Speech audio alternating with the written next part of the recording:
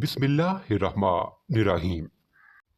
السلام علیکم ناظرین و سامعین۔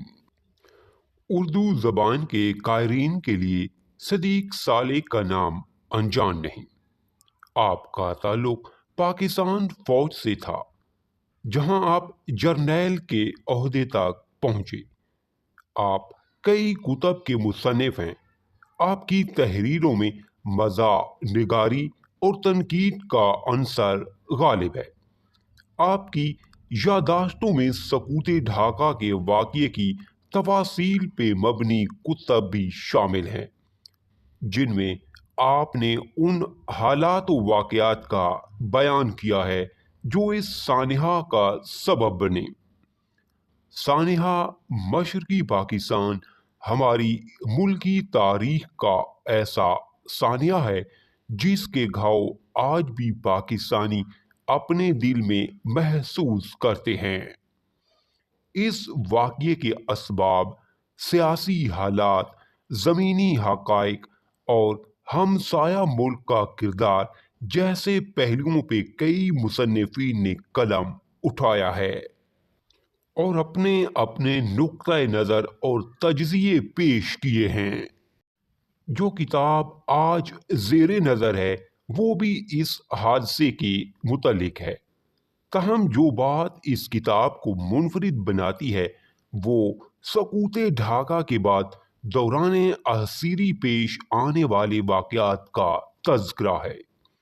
مصنف کا تعلق کیونکہ پاکستانی فوج سے تھا اور سقوط ڈھاکہ کے بعد وہ بھی اسیران جنگ میں شامل تھے، اس لیے یہ کتاب اسی اسیری کے دوران پیش آنے والے حالات و واقعات پر مشتمل ہے، جو دسمبر 1971 سے لے کر اکتوبر 1973 میں آپ کی رہائی تک کے عرصے کے دوران پیش آئے۔ یہ یادداشتیں 1974 میں ہمہ 11 دوزخ کے نام سے شائع ہوئیں۔ کتاب کا عنوان بہت معنی خیز ہے اور نہ صرف مصنف بلکہ پوری قوم کے دلی احساسات کی ترجمانی کرتا ہے، جس کے مطابق ہندوستانی اسیری کو دوزخ سے تشبیہ دی گئی ہے۔ انتصاب۔ میں نے ہوش سنبھالا تو ایک ہی فرد کو گھر میں پایا۔ وہ میرے اور میں اس کے دل و نگاہ کا مرکز بن گیا۔ مجھ پر جوانی اور اس پر بڑھاپا آتا گیا، لیکن ہم گردش لہل و نہار سے بے نیاز ایک دوسرے کے سہارے زندگی کی شاہراہ پر گامزن رہے۔ ہماری 30 سالہ رفاقت میں مفارقت کی دیوار پہلی بار اس وقت حائل ہوئی جب میں اپنے فرائض منصبی کے سلسلے میں مشرقی پاکستان روانہ ہوا۔ جدائی کے 4 برسوں میں خواہ وہ مشرقی پاکستان کے پرآشوب ماحول میں گزرے ہوں یا بھارت کے تنگ و تاریک بندی خانوں میں، اس پیکری شفقت کا سایہ ہمیشہ میرے ساتھ رہا۔ چنانچہ جب کبھی میں یاس و حرمان کی وحرانیوں میں بھٹکنے لگا تو ایک مانوس آواز نے مجھے راہ سجائی، اور جب میں قید و بند کی تاریکیوں کو ہیما گیر سمجھنے لگا تو ایک ٹھنڈے کرن نے مجھے روشنی مہیا کی۔ قید و بند سے رہا ہو کر واگھا لاہور پہنچا تو استقبال کرنے والوں میں بہت لوگ تھے، لیکن وہ آواز تھی نہ وہ کرن جس کی مجھے تلاش تھی۔ میں بھاگا بھاگا اس گاؤں پہنچا جہاں برسوں پہلے ہماری رفاقت کا آغاز ہوا تھا، لیکن وہاں بھی سنسان خاموشی اور محب اداسی کے سوا کچھ نہ تھا۔ البتہ قریبی قبرستان میں ایک تازہ قبر کی مٹی سے سوندھی سوندھی خوشبو پھوٹ رہی تھی۔ یہ ممتا تھی جو آج بھی میرا استقبال کرنے کو بے قرار تھی۔ حرف اول سقوط مشرقی پاکستان کے وقت میں لیفٹیننٹ جنرل امیر عبداللہ خان نیازی کے ہیڈ کوارٹر ڈھاکہ میں متعین تھا۔ جنگ بندی کے احکام جاری ہو چکے تھے، لیکن بھارتی افواج ابھی ڈھاکہ نہیں پہنچی تھی۔ در قفس بند ہونے سے پہلے پرواز کی صورت پیدا ہوئی، لیکن یہ فیصلہ نہ کر سکا کہ ساتھیوں کو چھوڑ کر بچ نکلنا بہادری ہے یا بزدلی۔ کچھ خیال یہ بھی تھا کہ راہ فرار پرخار ہے، پتہ نہیں کس مقام پر پاؤں فگار ہو جائیں اور دل ہمت ہار دے۔ اس تذبذب میں اسے میری کم ہمتی کہیں یا فرض شناسی کہ میں نے دوسروں کے ساتھ زمانے میں سرد و گرم چکھنے کا فیصلہ کر لیا۔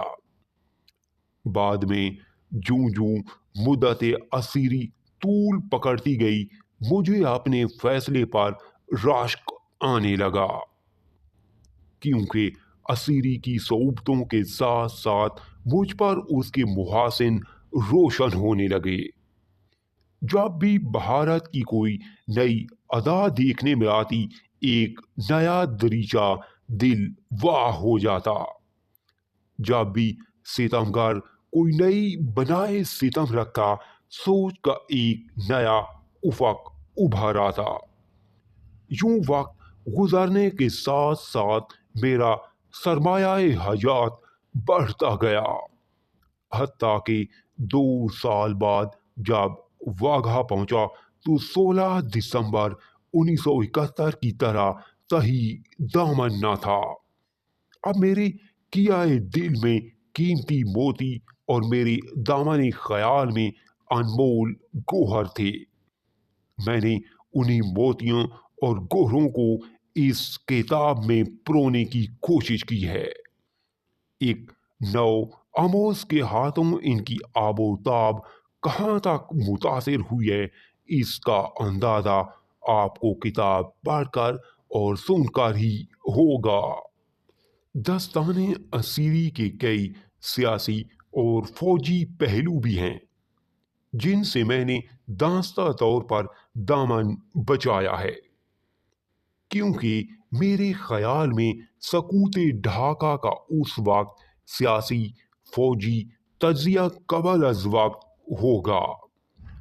چنانچہ میں نے اس کتاب کے نفس مضمون کی مناسبت سے اسے صرف اپنے تجربات، مشاہدات اور محسوسات تک محدود رکھا ہے۔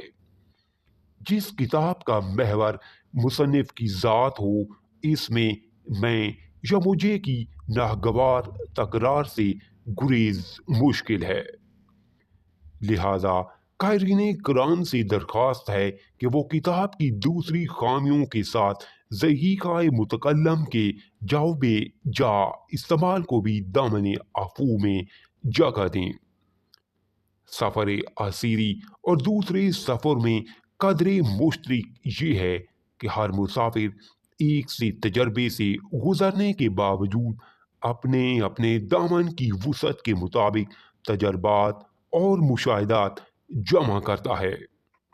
ایک ہی خطہ اراضی سے لوٹنے والے سیاح اپنے اپنے زاویہ نگاہ سے الگ الگ سفر نامے لکھتے ہیں۔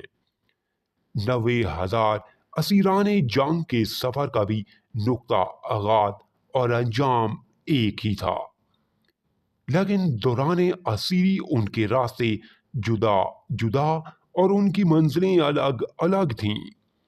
میں اپنے راستے اور اپنی منزلوں کی بات کرتا ہوں اور اپنے نقش قدم روشن کریں، جو سب کی ضیائی سے شاہد اس دردناک سفر کی مکمل تصویر مرتب ہو سکے۔ قاری کو میری ذات کے گرد کئی اور چہرے بھی نظر آئیں گے۔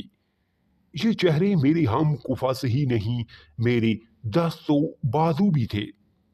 انہوں نے حتی المقدور میرا بحری سفر ہلکا کرنے کی کوشش کی۔ ان کی عنایت کے بغیر شاید میں ان دشوار گھاٹیوں سے نہ گزر سکتا۔ شاید کسی سنگے راہ سے ٹھوکر کھا کر وہیں چور ہو جاتا، یا لڑک کر کسی تاریک وادی میں ایسا گرتا کہ پھر روشنی کی طرح پلٹ نہ سکتا۔ لہذا یہ چہرے مجھے بہت عزیز ہیں۔ اب بھی زندگی کے کسی موڑ پر ان چہروں کی چاندنی نظر آتی ہے تو میری زندگی کی شب تاریخ جگمگا اٹھتی ہے۔ اللہ تعالیٰ انہیں ہمیشہ تابناک رکھے۔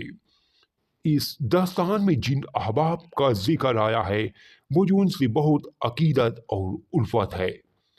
اگر کسی کے بارے میں غیر ارادی طور پر گستاخی کا کوئی کلمہ زبان دراز قلم کے منہ سے نکل گیا ہو تو معذرت چاہتا ہوں، کیونکہ میرے پیش نظر کسی کی دلازاری ہرگز نہیں۔ میں نے تو آسیری کے خار زار میں بھی غنچے اور پھول تلاش کرنے کی کوشش کی ہے۔ کسی غنچے کی مہک یا پھولوں کی شگفتی کو پامال کرنا میرا منشا نہیں۔ میں جناب شفیق الرحمان، کرنل محمد خان، سید ضمیر جعفری، منیر احمد شیخ اور دوسرے اہل قلم حضرات کا ممنون ہوں کہ انہوں نے اپنے پیارے پیارے خطوں سے جیل میں میرے ادبی ذوق کو تسکین بخشی۔ یہ خطوط اپنی جگہ ادب عالیہ کے عمدہ نمونے ہیں۔ میں ان پھولوں کو اپنی روح دوا میں لپیٹ کر گرد آلود کرنا نہیں چاہتا۔ آئیے اب قاری محترم آخر میں آپ سے ایک راز کی بات کر لیں۔ وہ یہ کہ آپ نے ایک سانس میں دبیچہ ختم کر لیا ہے، تو ذرا ہمت کیجیے، اب ضرور کتاب پڑھنے اور سننے میں کامیاب ہو جائیں گے۔ ہمت مرداں مدد خدا، صدیق سالک۔ شمشیر سے زنجیر تک۔ بھلے وقتوں کی بات ہے، جو لوگ سرکاری یا غیر سرکاری طور پر کچھ عرصہ مشرقی پاکستان بنگلہ دیش میں گزار آتے تھے، زندگی بھر اسی کی داستانیں مزے لے لے کر سناتے رہتے تھے، اور سننے والے کے دل میں ایک حسرت بھری امنگ کروٹ لیتی تھی کہ کاش ارض وطن کی اس حسین خطے کا دیدار مجھے بھی نصیب ہوتا۔ پھر ایک وقت ایسا بھی آیا کہ اسی خطہ جنت نشان سے لوٹنے والا ہر مسافر اپنے ساتھ ایک دستان خون چکا لایا، جسے جو کوئی سنتا درد و کرب سے تل ملا اٹھتا۔ مجھے یہ دونوں بھلے اور برے وقت ڈھاکہ میں دیکھنے نصیب ہوئے۔ ایک سیلانی سیاح یا کشتی صحافی کے طور پر نہیں، بلکہ اس شجر پابا گل کی طرح جس نے موسم گل میں رنگ و بو کی دل آویز چادر اوڑھی اور موسم خزاں میں اپنے برگ و بار سے بھی محروم ہوا، اور بالآخر ایک تند و تیز آندھی نے اسے جڑ سے اکھاڑ پھینکا۔ میں جب بھلے وقتوں میں مشرقی پاکستان پہنچا تو وہاں کے حسن سادہ نے دوسرے بہت سے لوگوں کی طرح مجھے بھی متاثر کیا۔ وہاں سرمئی شام کو لان میں بیٹھتا تو ہولے ہولے چلنے والی باد نسیم ایک ہمدرد جلسے کی طرح سرگوشیاں کرتی۔ سیر کے لیے مضافات کا رخ کرتا تو پھلوں سے لدی شاخیں جھک کر سلام کرتی۔ کہیں بیٹھنے کو جی چاہتا تو زمین سبز قالین بچھا دیتی۔ اگر گرمیوں میں سائے کی ضرورت ہوتی تو تناور درخت چھتری تان دیتے۔ رنگینی فطرت کے ساتھ ساتھ اگر ہم ذوق احباب بھی مل جائیں تو جنت اراضی کا سما پیدا ہو جاتا ہے۔ میری قیام مشرقی پاکستان کا لطف دوبالا کرنے کے لیے بھی قدرت نے ملک کے مختلف حصوں سے چیدہ چیدہ پھول اکٹھے کر کے مجھے ایسے ہی احباب کا ایک سدا بہار گلدستہ مہیا کر دیا۔ اس گلدستے کی سب سے شگفتہ پھول لیفٹیننٹ کرنل بشیر احمد ملک تھے، جو بضلع سجنی میں اتنی دسترس رکھتے تھے کہ ہر جملے کو ہنسی کا پٹاخہ بنا دیتے تھے۔ کیا مجال کہ کسی باب محفل کی محراب پر کوئی سیاہ پٹی نمودار ہونے دے۔ وہ برمحل لطیفے سناتے ہی نہیں، تخلیق بھی کرتے تھے۔ ان کے ساتھ لیفٹیننٹ کرنل افتخار تھی، جو گھر ہستی کی زندگی کے رسیا ہونے کی وجہ سے اکثر ڈھاکہ شہر میں کشیدہ کاری اور کٹ ورک کی دکانوں کے چکر لگاتے پائے جاتے تھے، لیکن جب کبھی رانی کی فلم ڈھاکہ آتی، وہ اپنی رفیق حیات کی رفاقت کو چھوڑ کر فوراً رانی کی رنگ رنگیلیوں میں شریک ہو جاتے۔ ایک دو دفعہ میں نے انہیں یہ چوری کرتے دیکھ لیا تھا، تو انہوں نے مصلحاً ہمیشہ کے لیے مجھ سے حریم دوستی میں لے لیا۔ ان کے علاوہ اس گلدستے کی رونق لیفٹیننٹ کرنل افضل کیانی تھی، جو اناناس کے سب سے بڑے نبض شناس سمجھے جاتے تھے۔ کیا مجال کہ ہم میں سے کوئی ان کی اجازت کے بغیر اناناس کی کسی نس کو چھو بھی جائے۔ وہ اناناس کو ٹٹول کر، تراش خراش کر، سب سے عمدہ پھانک کو منہ میں یوں رکھتے کہ دانتوں کی ٹھیس کیے بغیر سارا رس نکل آئے۔ وہ ہر کاش کو لب یار کی طرح نازک اور رسیلا سمجھ کر قدر کرتے۔ اسی گلدستے کے ایک اور پھول لیفٹیننٹ کرنل شریف چودھری تھے، جو اپنی جداگانہ مہک رکھتے تھے۔ وہ نسبتاً کم امیز اور وزدار تھے، لیکن ہر شخص ان کی شرافت اور حکمت کا متعارف تھا۔ اگر کوئی ان کی شرافت کا اسیر نہ ہوتا تو اسے حکمت کا دار دے کر ہلکا بگوش کر لیتی۔ ان کی گولیوں میں اتنا اثر تھا کہ مرض تو بعض اوقات چلا جاتا تھا، لیکن مریض ان کے آستانے سے کبھی نہ جاتا۔ اور ہاں، انہی پھولوں کی ہم نشیں اور نوخیز کلی کیپٹن غلام رسول، جو شادی کے چند روزی بعد اپنی دلہن سے جدا ہو کر ہم سے آ ملے تھے۔ وہ ہر رنگ، ہر انگ اور ہر آہنگ میں حسن یار تلاش کرتے اور پا لیتے تھے۔ انہیں کھٹل سے لے کر لیچی تک ہر شے میں نقش و یار دکھائی دیتا تھا۔ وہ ڈھاکہ کی ریشہ دار گھاس کی طرف منہ کرتے تو انہیں زلف یار کی خوشبو آتی، اور جب رات کو آسمان کی طرف دیکھتے تو بے اختیار کہہ اٹھتے تھے، یہ چاند میری دلہن سے ہو کر آیا ہے، ضرور کوئی محبت بھرا پیغام لایا ہوگا۔ پھر ایک وقت ایسا بھی آیا کہ سیاسی موسم بدلنے سے اس گلدستہ احباب کا رنگ بدلنے لگا۔ بوئے گل سے جدا ہونے لگی، ساری فضا یکسر بدل گئی۔ اب شام کی ٹھنڈی ہوائیں سسکیاں پھرتی پاس سے گزر جاتی، زمین نے سبز قالین سمیٹ لیا اور اس کی جگہ خار زار نے لے لی۔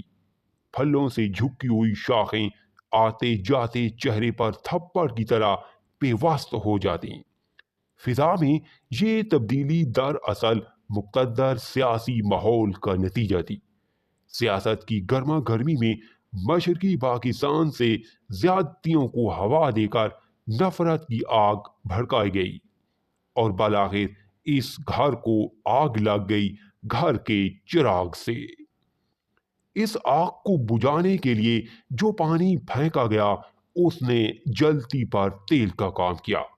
شعلے اور بھڑک اٹھے، ہر شخص برگے گل کو بچانے میں مصروف ہو گیا۔ یہ کوشش اگرچہ کامیاب نظر آتی تھی، لیکن اس کے باوجود کئی پھولوں کی پتیاں بکھر گئیں، کئی پتے بھسم ہو گئے، کئی شاخیں جھلس گئیں۔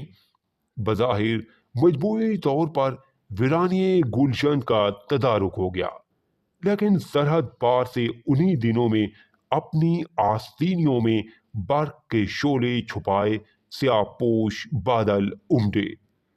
جوں جوں حالات کا دھارا تیز ہوتا گیا، ان بادلوں کی گھن گرج بلند تر ہوتی گئی۔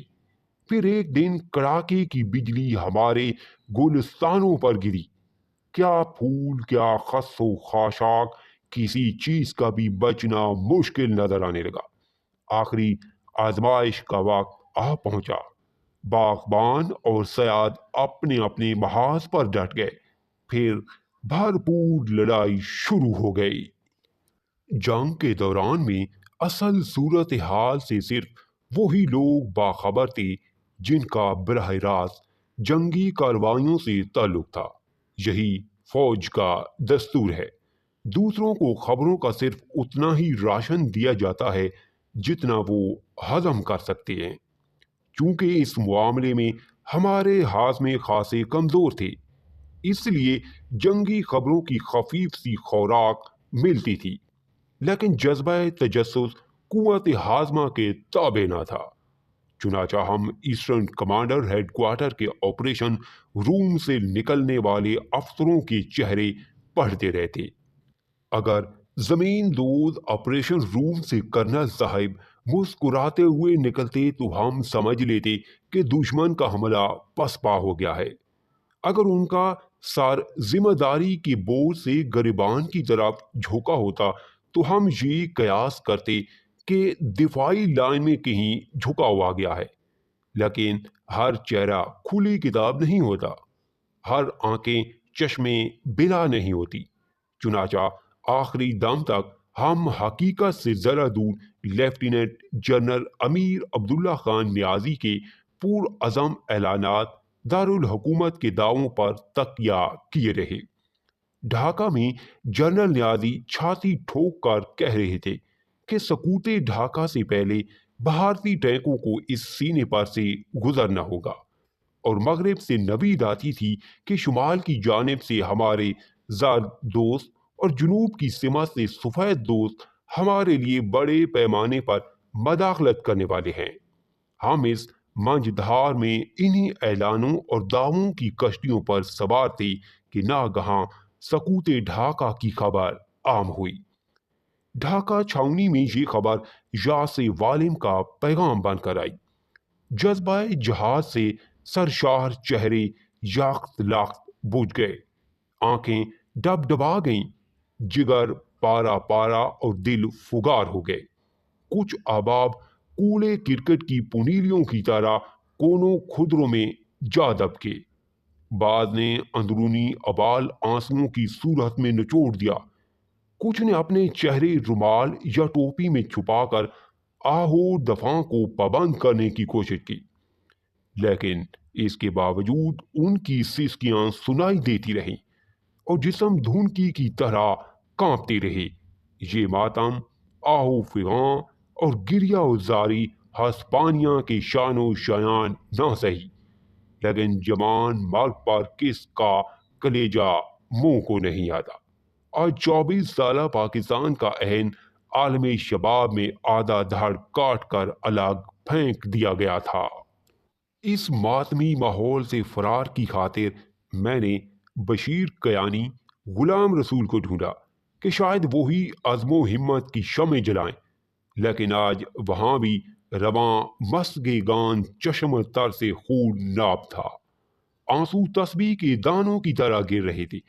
لیفٹیننٹ کرنل بشیر ملک سراپا اندھو تھے۔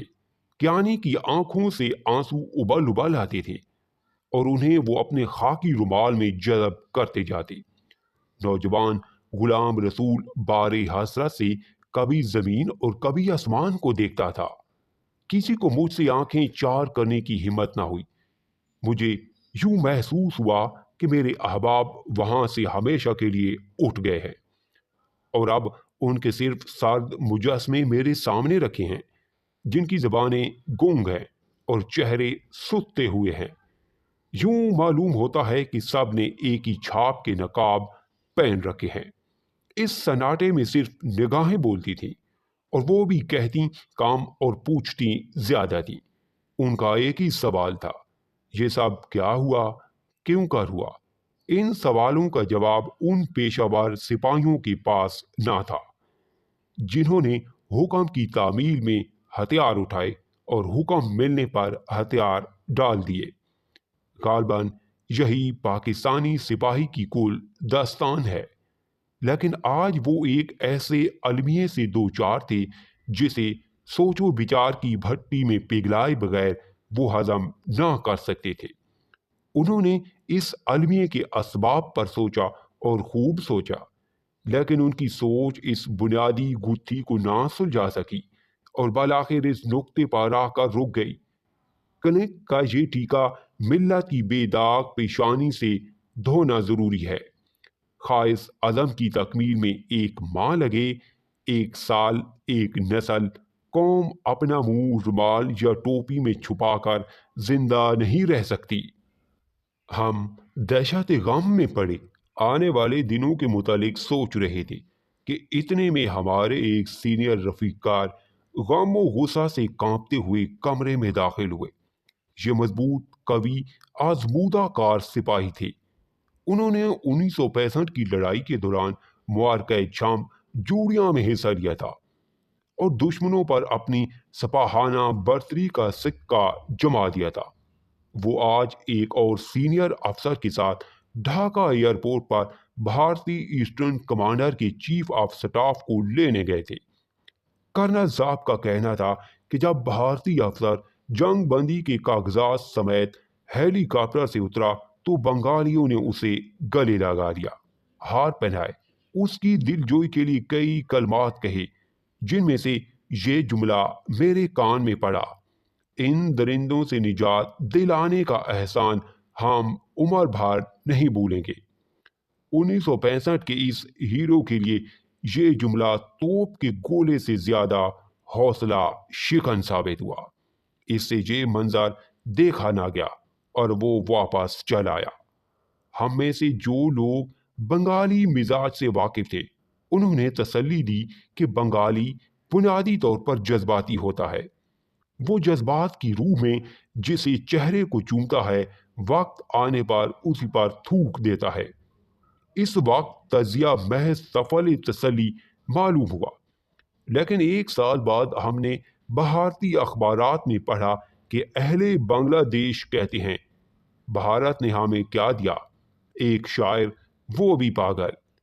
جنگ بندی کی تفصیلات اور شرائط طے ہونے کے بعد بھارتی commander lieutenant general Jagjit Singh Aurora 16 دسمبر کی سپہر کو کلکتہ سے اگرتلہ کے راستے ڈھاکہ پہنچا۔ جنرل نیازی اسے لینے ہوائی اڈے پر موجود تھے۔ جنرل اروڑا کے ساتھ اس کی بیوی بھی تھی۔